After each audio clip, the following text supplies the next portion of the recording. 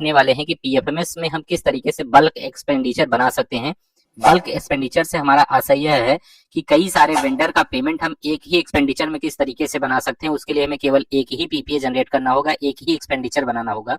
तो इस प्रक्रिया को हम पीएफएमएस पोर्टल पर किस तरीके से कर सकते हैं, आज के इस वीडियो में हम सीखने वाले हैं।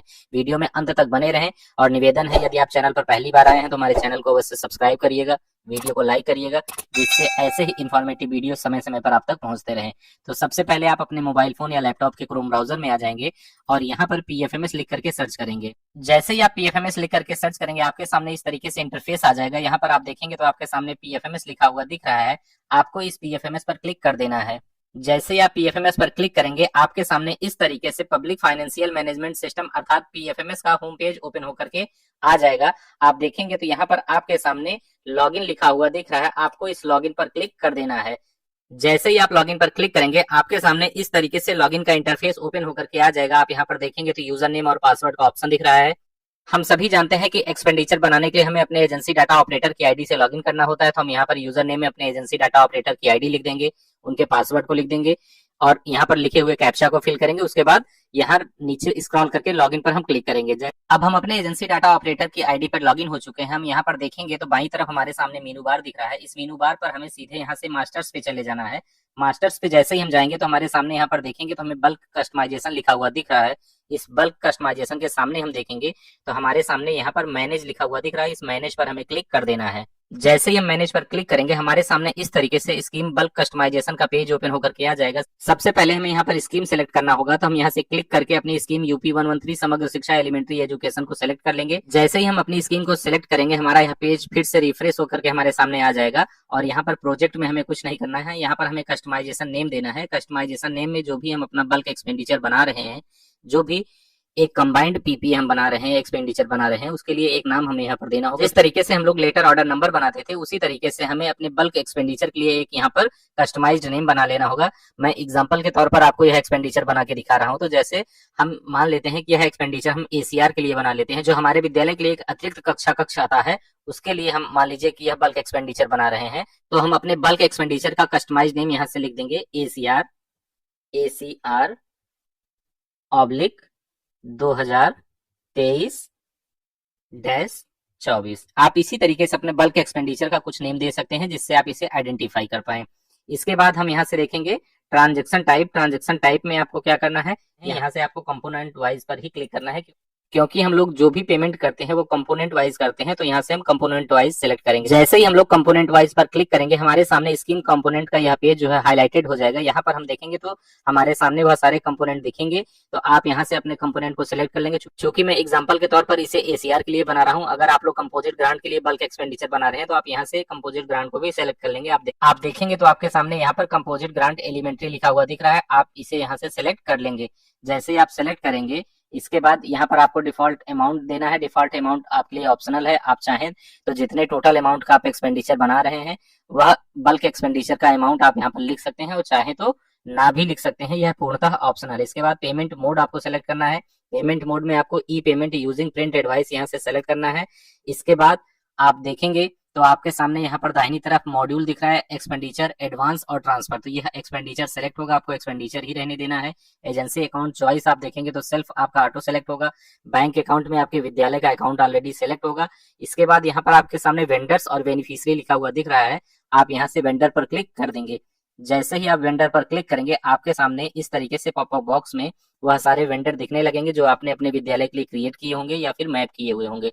यहाँ से आप उन वेंडर को सेलेक्ट कर लेंगे जिससे आप बल्क कस्टमाइजेशन के रूप में एक बल्क एक्सपेंडिचर के रूप में पेमेंट करना चाहते हैं। जैसे हम मान लेते हैं कि यहाँ पर हमारे जो भी 8-10 वेंडर हैं, उनमें से हम किसी 2-3 वेंडर को करना चाह रहे हैं। मानते हैं कि 1, 2 और 3, यहाँ से हम 3 वेंडर को एक साथ पेमेंट करना चाह रहे हैं। तो हमने यहाँ पर तीनों को टिक कर दिया और टिक करने के बाद यहाँ पर सेव पर क्लिक कर दिया। जैसे ही आप सेव पर क्लिक करेंगे, आपके सामने इस तरीके से यहाँ लिखा हुआ आ जाएगा, रिकॉर्ड सेव्ड सक्सेसफुली। अब आप नीचे देखेंगे तो आपने अभी जिस बल्क कस्टमाइजेशन को बनाया है वह नीचे आपको शो होने लगेगा। यहाँ पर आपको कस्टमाइजेशन नेम दिखेगा, जिस नेम से आपने यहाँ पर उसे बनाया था। इसके बाद उसका डिटेल यहाँ पर दिखेगा और आप यहाँ से चाहें तो उसे डिलीट भी कर सकते हैं। आपके सामने यहाँ पर डिलीट लिखा हुआ दिख रहा है। अगर इस डिलीट पर आप क्लिक करेंगे तो आपका यह एक्सपेंडिचर जो बल्क कस्टमाइजेशन के रूप में आप बना रहे हैं वो यहाँ से डिलीट भी हो सकता है। अभी तक आपने अपने डीओ की आईडी से मास्टर्स पर आ करके अपना बल्क कस्टमाइजेशन बना लिया है एक बल्क एक्सपेंडिचर बनाने के लिए। बल्क कस्टमाइजेशन बनाने के बाद हम लोग एक्सपेंडिचर पे जाएंगे और एक्सपेंडिचर पे जाने के बाद हम अपना एक्सपेंडिचर क्रिएट करेंगे। तो हम यहाँ से सीधे बाएं तरफ देखेंगे तो हमें एक्सपेंडिचर लिखा हुआ दिख रहा है। इसके सामने ऐड न्यू का ऑप्शन है, इस ऐड न्यू पर हम क्लिक कर देंगे। जैसे हम ऐड न्यू पर क्लिक करेंगे हमारे सामने इस तरीके से क्रिएट एक्सपेंडिचर डिटेल्स का पेज ओपन होकर के आ जाएगा। और जैसे ही हम यहाँ पर अपनी स्कीम को सिलेक्ट करेंगे यूपी 113 समग्र शिक्षा, जैसे ही हम अपनी स्कीम सेलेक्ट करेंगे हमारे सामने इस तरीके से पेज ओपन होगा। हम यहाँ देखेंगे तो दाहिनी तरफ कस्टमाइजेशन नेम में हमें उस बल्क कस्टमाइजेशन का नाम दिखेगा जिस नाम से अभी हमने बल्क कस्टमाइजेशन बनाया हुआ था। तो हम इसे यहाँ से सेलेक्ट कर लेंगे। जैसे ही इसे हम सेलेक्ट करेंगे हमारे सामने इस तरीके से फंड एक्सपेंडिचर बल्क अपलोडिंग का पेज ओपन हो जाएगा। यहाँ पर हम देखेंगे तो हमारे सामने स्कीम सेलेक्ट हुई होगी। एजेंसी अकाउंट चॉइस जो होगा वह अनसेलेक्ट रहेगा। बैंक अकाउंट हमारा ऑलरेडी सेलेक्ट होगा। पेमेंट मोड में E payment using print advice already select होगा। प्रोजेक्ट हमारा अनसेलेक्ट होगा। हम यहाँ पर देखेंगे तो लेटर ऑफिस ऑर्डर नंबर बनाने का हमारे पास ऑप्शन आ जाएगा।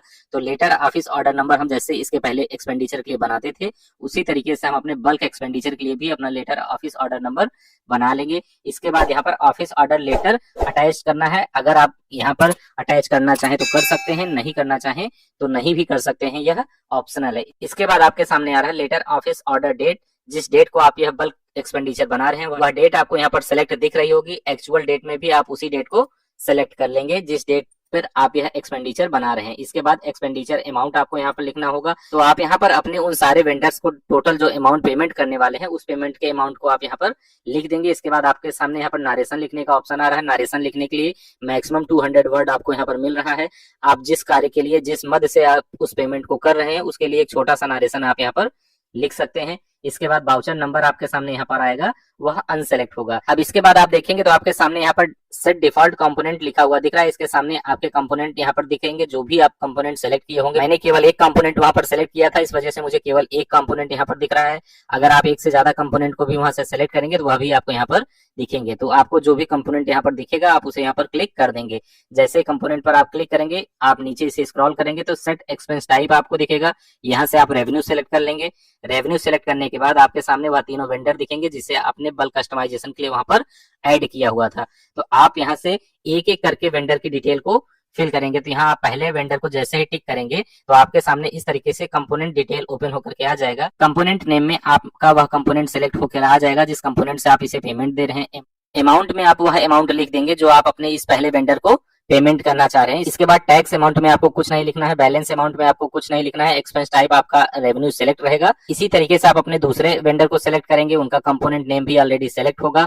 अमाउंट में आपको वह अमाउंट लिख देना है जो आप अपने दूसरे वेंडर को पेमेंट करना चाहते हैं। इसके बाद फिर यहाँ से रेवेन्यू आपका ऑलरेडी सेलेक्ट रहेगा। इसी तरीके से आप अपने तीसरे वेंडर को भी सिलेक्ट करेंगे। इसके बाद आप यहाँ देखेंगे तो आपको सामने यहाँ पर टोटल अमाउंट सबका दिखता जाएगा। फिर जैसे ही तीनों की एंट्री आप फिल करेंगे तो ऊपर आपको नेट अमाउंट यहाँ पर लिखा हुआ दिखेगा। यह नेट अमाउंट आपका जो होगा यहाँ पर आपने जो टोटल एक्सपेंस अमाउंट भरा होगा एक्सपेंडिचर अमाउंट उससे मैच करेगा। आपका टोटल अमाउंट इतना ही रहेगा। इसके बाद आप सीधे सबमिट पर क्लिक कर देंगे। जैसे ही आप सबमिट पर क्लिक करेंगे आपके सामने इस तरीके से पॉपअप बॉक्स में आपका वाउचर नंबर आ जाएगा। आप इस वाउचर नंबर को एक जगह लिख लेंगे और ओके पर क्लिक कर देंगे।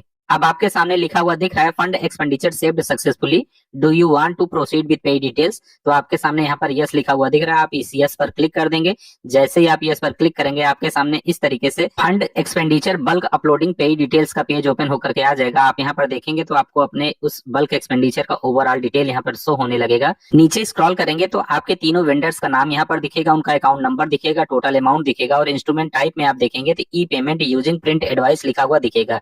इसके बाद आपके सामने यहाँ पर नीचे नेक्स्ट लिखा हुआ दिख रहा है। इस नेक्स्ट पर आप क्लिक कर देंगे। जैसे ही आप नेक्स्ट पर क्लिक करेंगे आपके सामने इस तरीके से आपके उन सारे वेंडर्स का डिटेल ओपन होकर के आ जाएगा।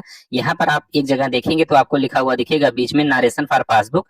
इसमें आप छोटा सा एक शॉर्ट नोट लिख देंगे ताकि जब भी वह वेंडर पासबुक अपनी प्रिंट कराने जाए बैंक में तो वह पेमेंट उसके किस मद से आया है वहां पर उसको शो होना चाहिए। जैसे आपने अगर उसे ब्रिक्स के लिए पेमेंट किया है तो आप लिख सकते हैं फॉर ब्रिक्स पीएस अपने विद्यालय का नाम। इसके बाद आप नीचे देखेंगे तो आपके सामने कंफर्म लिखा हुआ दिख रहा है। आपको इस कंफर्म पर क्लिक कर देना है। जैसे ही आप कंफर्म पर क्लिक करेंगे आपके सामने इस तरीके से पेई डिटेल सेव्ड सक्सेसफुली लिखा हुआ आ जाएगा। इसके बाद आप देखेंगे तो नीचे आपको नेक्स्ट लिखा हुआ दिख रहा है। इस नेक्स्ट पर आप क्लिक कर देंगे। जैसे ही आप नेक्स्ट पर क्लिक करेंगे आपके सामने fund expenditure bulk uploading details का पेज ओपन होकर के आ जाएगा। इस पेज को को आप नीचे देखेंगे तो आपके सामने यहाँ पर नीचे लिखा हुआ दिखेगा सबमिट फॉर अप्रूवल। इस सबमिट फॉर अप्रूवल पर आप क्लिक कर देंगे और जैसे ही सबमिट फॉर अप्रूवल पर क्लिक करेंगे आपके सामने इस तरीके से ऊपर लिखा हुआ आ जाएगा रिकॉर्ड सबमिटेड सक्सेसफुली। इस तरीके से हम अपने एजेंसी डाटा ऑपरेटर की आईडी से बल्क एक्सपेंडिचर को सक्सेसफुली तरीके से सबमिट कर चुके हैं। अब हमारे एजेंसी डाटा ऑपरेटर की आईडी का काम समाप्त होता है। हम अपने एजेंसी डाटा अप्रूवर की आईडी से लॉगिन करेंगे और इस बल्क एक्सपेंडिचर को अप्रूव्ड करने का काम करेंगे। तो आइए अब सीखते हैं कि किस तरीके से हम बल्क एक्सपेंडिचर को अप्रूव्ड करेंगे। तो सबसे पहले हम अपने एजेंसी डाटा अप्रूवर की आईडी से लॉगिन करेंगे। इसके बाद हम लोग एजेंसी डाटा अप्रूवर के होम पेज पर आ जाएंगे और बाएं तरफ एक्सपेंडिचर पर जाएंगे। एक्सपेंडिचर के सामने हम जैसे ही क्लिक करेंगे तो हमारे सामने मैनेज बल्क फंड एक्सपेंडिचर लिखा हुआ दिखेगा। उस मैनेज फंड बल्क एक्सपेंडिचर पर हम क्लिक करेंगे। जैसे ही हम क्लिक करेंगे तो हमारे सामने मैनेज एक्सपेंडिचर बल्क अपलोडिंग का पेज खुल करके इस प्रकार से आ जाएगा। यहाँ पर हम नीचे देखेंगे तो हमारे सामने letter oblique office order number में वह लेटर या ऑफिस नंबर दिखेगा जिसे अभी हमने बल्क एक्सपेंडिचर के लिए बनाया हुआ है। वह रेड कलर में हमें दिखेगा, उस पर हम क्लिक कर देंगे। जैसे हम क्लिक करेंगे तो यह बल्क एक्सपेंडिचर का डिटेल हमारे सामने खुल करके आ जाएगा। सारे वेंडर्स का नाम दिखेगा, किस मद में कितना पेमेंट हम कर रहे हैं वह सारी डिटेल्स हमारे सामने खुल करके आ जाएगी। नीचे हमारे सामने अप्रूव का ऑप्शन मिलेगा जिस पर हम टिक करेंगे तो हमारे सामने एक पॉपअप बॉक्स खुल के आएगा जहां रिमार्क में हमें अप्रूव्ड लिख देना है और कंफर्म पर क्लिक कर देना है। जैसे ही हम कंफर्म पर क्लिक करेंगे हमारे सामने इस प्रकार से this PPA can be proceed either through internet banking oblique mobile banking oblique through branch लिख करके आ जाएगा। यहाँ पर हम ओके पर क्लिक कर देंगे। जैसे हम ओके पर क्लिक करेंगे हमारे सामने इस प्रकार से लिख करके आ जाएगा पीपीए एक्सपायरी डेट। वह पीपीए हम जो बनाए हैं उसका एक्सपायरी डेट क्या है। और दाहिने तरफ हम देखेंगे तो हमारे सामने बैक और प्रिंट पेमेंट एडवाइस लिखा हुआ दिखेगा। हम प्रिंट पेमेंट एडवाइस पर क्लिक करेंगे। जैसे ही हम क्लिक करेंगे तो हमारे सामने इस प्रकार से लिख के आ जाएगा PPA is valid up to 10 days from the date of approval. जिस डेट को हमने अप्रूवल ये किया है इस डेट से 10 डेज यह हमारा जो पीपीए है वो वैलिड रहेगा। और इस प्रकार से पीपीए हमारा ओपन होकर के आ जाएगा। इसे हम अपने मोबाइल फोन या लैपटॉप में सेव करके इसका प्रिंट आउट निकाल लेंगे और इस पर हम प्रधानाध्यापक तथा एसएमसी अध्यक्ष के सिग्नेचर और मोहर करा करके इसे हम बैंक में सबमिट कर देंगे। तो इस प्रकार से हमारे कई सारे वेंडर्स के लिए अलग अलग पीपीए ना बना करके एक ही पीपीए के माध्यम से हम अपने कई सारे वेंडर्स को भुगतान कर सकते हैं। इस प्रकार से हमने अभी एजेंसी डाटा ऑपरेटर की आईडी से बल्क एक्सपेंडिचर को बनाना तथा एजेंसी डाटा अप्रूवर की आईडी से बल्क एक्सपेंडिचर को अप्रूव्ड करना सीख लिया।